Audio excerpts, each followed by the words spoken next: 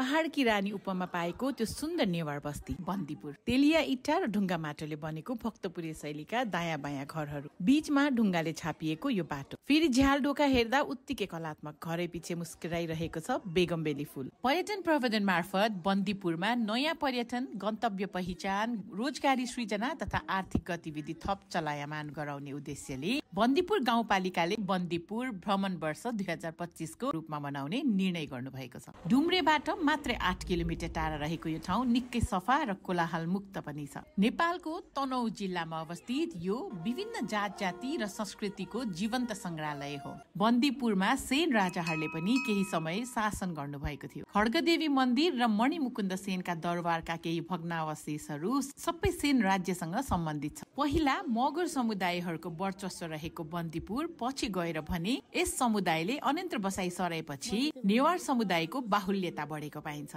शहरको वास्तुकला, खाना र संस्कृतिमा नेवारहरूको प्रभाव भएको त प्रष्टै देख्न सकिन्छ। वर्षमा वार्षिक 1 लाख आन्तरिक र 1 लाख विदेशी पर्यटकलाई बास बस्ने गरी ल्याउने योजना उहाँहरूले बनाउनु भएको छ। गाउँमै कमाऊ गाउँमै रमाऊ भन्ने मूल मन्त्र राख्नु भएर सुरु भएको भ्रमण वर्षमा हजुरहरूलाई पनि स्वागत गर्न बन्दीपुर तयार भएको छ। जाने होइन त हजुर बन्दीपुर घुम्न अनि रमाउन।